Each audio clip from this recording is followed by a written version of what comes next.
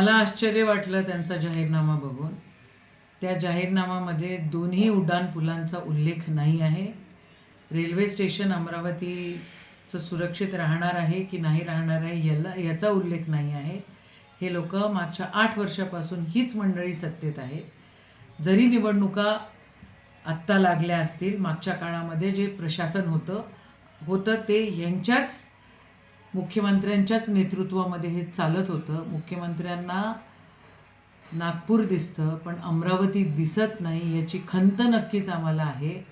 या ठिकाणी CCTV camera नसणारं हे महानगरपालिकाचं हे शहर हे याचं पण आश्चर्य आहे. मग ह्या लोकांनी केलं काय एवढ्या वर्ष?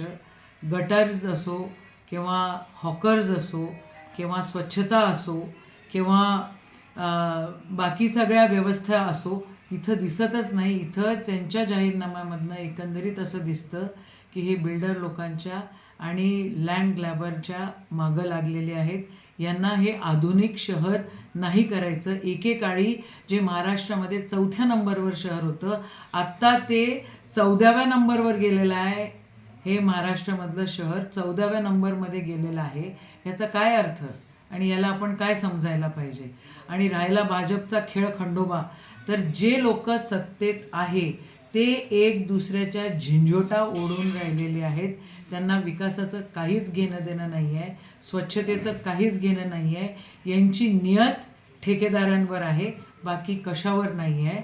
आणि हे त्यांच्या जाहीरनाम्यामधनं सिद्ध दिसतं आहे. साधं मला आश्चर्य या गोष्टीचं वाटतं की एक राष्ट्रीय पक्ष काही लोकांवर एवढा दबतो की यांची भाजपवाल्यांची काय लाचारी आहे हे समजत नाही आहे. या सगळ्या गोष्टींचा निषेध आहे आणि या सगळ्या गोष्टींचं आश्चर्य आहे.